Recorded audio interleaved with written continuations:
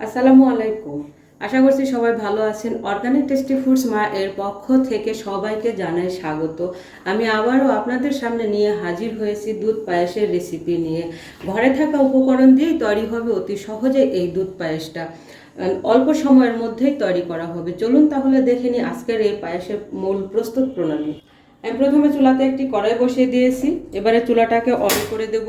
তাতে দিয়ে দেব 2 চামচ পরিমাণে ঘি। আর হ্যাঁ ফ্রেন্ডস, আমি আগে থেকে এই আতপ চাউলটাকে আধা ঘন্টা ধরে ভিজিয়ে রেখেছিলাম, তারপরে পানি ঝরিয়ে নিয়েছি। এবারে আমি কড়াইয়ের মধ্যে চাউলটাকে দিয়ে দেব, খুব ভালোভাবে ভেজে নেব। আমি অবশ্য চায়ের কাপে মেপে 1 কাপ চিনি আতপ চাউলটাই নিয়েছিলাম। হ্যাঁ ফ্রেন্ডস, চাউলটাকে খুব ভালো করে আমি ঘি দিয়ে ভেজে নিয়েছি। এবারে আমি আগে থেকে এখানে 2 লিটার পরিমাণে দুধ জাল করে ঘন করে নিয়েছি। এবারে দুধটাকে আমি ঢেলে দেব কড়াইয়ের মধ্যে।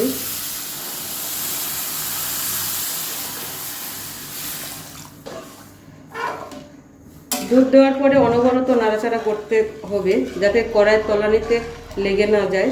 দেখুন কত সুন্দর করে বলক চলে এসেছে। চাউলটা এখনো সিদ্ধ হয় নাই, চাউলটা সিদ্ধ হওয়া পর্যন্ত অপেক্ষা করব। এ পর্যায়ে দিয়ে দিব তেজপাতা ও সাদা এলাচ। সাদা এলাচের মুখটা একটু আমি এভাবে ফেটে দিয়েছি, নিয়েছি 3 টুকরো সাদা এলাচ। চালগুলো পুরোপুরি আমার সেদ্ধ হয়ে গেছে, দেখুন ফুলে কতটা ডাবল ডাবল হয়ে গেছে।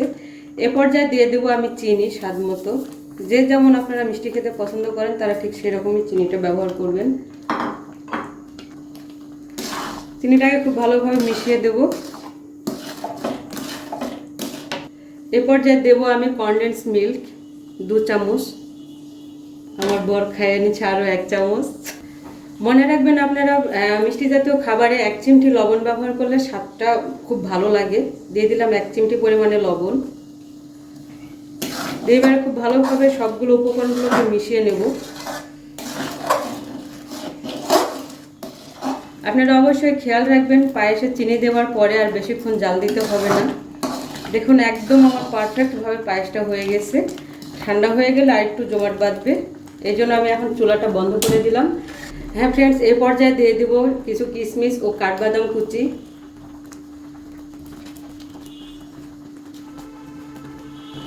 খুব ভালোভাবে মিশিয়ে নেব। একদম পারফেক্টভাবে তৈরি হয়ে গেছে আমার পায়েসটা। এবারে আমি চুলা বন্ধ করে দেব। এরপরে আমি পরিবেশন করে দেখিয়ে দেব।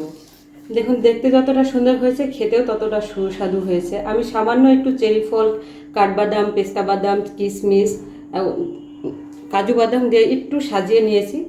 দেখতে খুবই সুন্দর লাগতেছে, খেতেও অতটাই সুস্বাদু হয়েছে। প্লিজ বন্ধুরা, আপনারা একবার হলেও বাড়িতে ট্রাই করে দেখবেন। এইভাবে অতি সহজে অল্প উপকরণ দিয়ে ঘরোয়া পদ্ধতিতে এই পায়েসটা তৈরি করা যায়। ছোট বড় সকলের খেতে খুবই পছন্দ। আর প্লিজ বন্ধুরা, আমার আজকের এই ভিডিওটা যদি আপনাদের কাছে ভালো লেগে থাকে তবে আমার ভিডিওতে লাইক দিবেন, কমেন্ট করবেন, ভিডিওটা বেশি বেশি শেয়ার করবেন। আর আপনাদের কাছে ছোট্ট একটি অনুরোধ রইল, প্লিজ আমার চ্যানেলটাকে সাবস্ক্রাইব করে দিয়ে আমার পাশেই থাকবেন। দেখা হবে অন্য কোনো রেসিপির সাথে। ভালো থাকবেন, সুস্থ থাকবেন। আল্লাহ হাফেজ।